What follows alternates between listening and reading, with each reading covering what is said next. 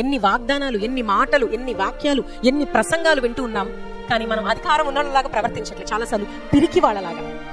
దేవుడు మనకి ఎంత అధికారం ఇచ్చాడో, ఎన్ని విషయాల్లో అధికారం. కానీ మనం ఏం చేస్తాం అంటే పోలీస్ లాగా ఉండయ్యా అంటే దొంగలాగా ఉంటా అంటాం. నువ్వు పోలీస్ అయ్యా, నీకు పోలీస్ డ్రెస్ వేసా, నీకు పోలీస్ అధికారం ఇచ్చాడు. లేదు లేదు, నేను దొంగగానే ఉంటా. దేవుడు దాసులకు చూడండి, దాసులకి ఏమిచ్చాడు? గృహాన్ని, అధికారాన్ని ఇచ్చి మీరు చూసుకోండి, ఇల్లు మీరే, ఈ ఇల్లు మీదే, ఇంటి చుట్టూ ఉన్న ఈ గార్డెన్ మీదే, ఇంటి చుట్టూ ఉన్న పొలం మీదే, ఇదిగో ఇన్ని ఎకరాలు ఉన్నాయి ఇంటి దగ్గర, చూసుకోండి అని వెళ్తే లేదు లేదు నేను పనోళ్ళలాగే ఉంటా అంటే ఎలా ఉంటుందండి?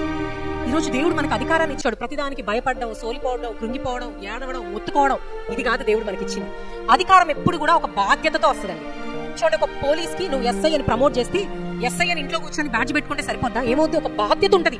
నువ్వు ఎస్ఐవి, నువ్వు ఏం చేయాలి? చూసుకోవాలి, కాపాడాలి. నీకున్న అధికారాన్ని నువ్వు బాధ్యతగా నిర్వర్తించాలి. ఈ రోజు దేవుని సంఘముగా మనందరికీ కూడా ఆ యజమానుడు ఆ దాసులకు ఇచ్చినట్టు అధికారాన్ని ఇచ్చెళ్ళాడు. అధికారం ఇచ్చి ఒక మనుష్యుడు తన దాసులకు ఏమిచ్చాడు? చూసుకోండి, ఇంకా మీరే. అక్కడ దాసులు అని రాయబడ్డంత మాత్రం వాళ్ళ పనులు కాదు, అధికారం ఇచ్చిన దాసులు. అధికారం ఇచ్చేశాడు, మీకే సకల హక్కులు మీవే. సో ఈ రోజు దేవుని సంఘముగా మనందరికీ కూడా దేవుడు అధికారాన్ని ఇచ్చాడు. అంటే బాధ్యత. ఇప్పుడు దాసుడు ఏం చేయాలి? గృహాన్ని జాగ్రత్తగా కాపాడుకోవాలి, ఆయనకి ఇచ్చినంత జాగ్రత్తగా బాధ్యతగా చేయాలి. అలాగే దేవుడు కూడా మనకిచ్చిన అధికారాన్ని బాధ్యతగా మనం నిర్వర్తించగలగాలి. ఎన్ని వాగ్దానాలు, ఎన్ని మాటలు, ఎన్ని వాక్యాలు, ఎన్ని ప్రసంగాలు వింటూ ఉన్నాం.